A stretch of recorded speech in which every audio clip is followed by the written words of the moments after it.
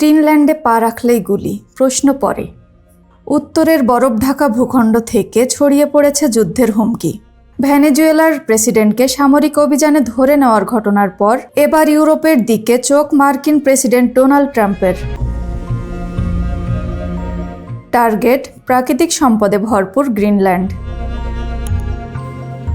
আর ঠিক এই মুহূর্তেই ডেনমার্ক ছুড়ে দিল কড়া হুঁশিয়ারি। গ্রিনল্যান্ডে কেউ ঢুকলে আগে গুলি, তারপর প্রশ্ন। ডেনমার্কের অধীনে থাকা এই স্বায়ত্তশাসিত ভূখণ্ড নিয়ে নতুন করে উত্তেজনা তৈরি হয়েছে আন্তর্জাতিক রাজনীতিতে। কারণ গ্রিনল্যান্ড শুধুমাত্র বরফ নয়, এর নিচে লুকিয়ে আছে বিপুল খনিজ সম্পদ। আর অবস্থানগতভাবে এটি সামরিক দিক থেকে অত্যন্ত গুরুত্বপূর্ণ। ড্যানিশ সংবাদপত্র বার্লিংস্কেতে 9 জানুয়ারি 2026 প্রকাশিত এক প্রতিবেদনে জানানো হয়, ডেনমার্কের সেনারা স্থায়ী নির্দেশ অনুযায়ী কাজ করবে। এর মানে কোনো বিদেশি বাহিনী গ্রিনল্যান্ডে আক্রমণ করলে রাজনৈতিক অনুমতির অপেক্ষা না করে সঙ্গে সঙ্গে প্রতিরোধ শুরু হবে।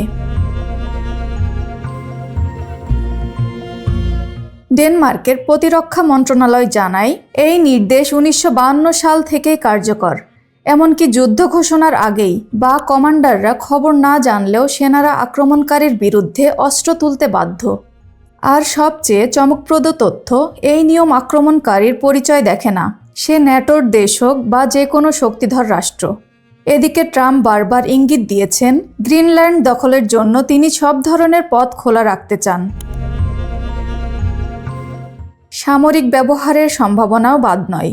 যদিও মার্কিন পররাষ্ট্রমন্ত্রী মার্কো রুবিও দাবি করেছেন, গ্রিনল্যান্ডে ভেনেজুয়েলার মতো অভিযান হবে না, তবু ডেনমার্কের প্রথমে গুলি নীতি স্পষ্ট করে দিচ্ছে তারা বিষয়টিকে মোটেও হালকাভাবে নিচ্ছে না।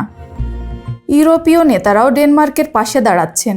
ফ্রান্সের পররাষ্ট্রমন্ত্রী জান-নোয়েল বারোদ জানিয়েছেন, তিনি জার্মানি ও পোল্যান্ডের সঙ্গে বিষয়টি নিয়ে আলোচনা করবেন। তার ভাষায়, আমরা একক সিদ্ধান্ত নয়, ইউরোপীয় ঐক্যের ভিত্তিতে পদক্ষেপ নিতে চাই। এদিকে আরেক চমকপ্রদ পরিকল্পনা সামনে এসেছে। রয়টার্সের সূত্র বলছে, ট্রাম্প প্রশাসন গ্রিনল্যান্ডবাসীদের প্রলুব্ধ করতে অর্থ সাহায্যের পরিকল্পনা করছে। প্রতি বাসিন্দাকে $10,000 থেকে $1 লাখ পর্যন্ত এককালীন অর্থ প্রদানের প্রস্তাব দিচ্ছে। লক্ষ্য, ডেনমার্ক থেকে বিচ্ছিন্ন হয়ে আমেরিকার সঙ্গে যুক্ত হওয়া। গ্রিনল্যান্ডে বসবাস করে প্রায় 57,000 মানুষ। এই পরিকল্পনার মোট খরচ হতে পারে প্রায় $6 বিলিয়ন।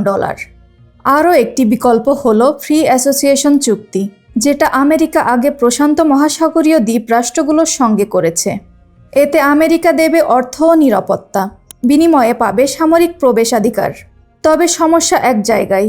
জরিপ বলছে, অধিকাংশ গ্রিনল্যান্ডবাসী স্বাধীনতা চায়, কিন্তু আমেরিকার অংশ হতে চায় না। বিশ্লেষকদের মতে এই উত্তেজনা শুধু ডেনমার্ক আর আমেরিকার মধ্যে সীমাবদ্ধ নয়, এটি ন্যাটো, ইউরোপীয় ঐক্য এবং বিশ্ব শান্তির জন্য বড় চ্যালেঞ্জ। যদি সংঘাত বাড়ে, বরফের দেশ গ্রিনল্যান্ড থেকে জ্বলে উঠতে পারে আরেকটি বৈশ্বিক আগুন। তাই এখন প্রশ্ন একটাই, গ্রিনল্যান্ড কি পরবর্তী ভূরাজনৈতিক যুদ্ধক্ষেত্র হতে চলেছে, নাকি কূটনীতি শেষ পর্যন্ত রুখে দেবে এই সংঘাত? আপনার কি মনে হয় কমেন্টে লিখুন। ভিডিওটি ভালো লাগলে শেয়ার করুন এবং সাবস্ক্রাইব করুন বাংলা নিউজ অরবিট।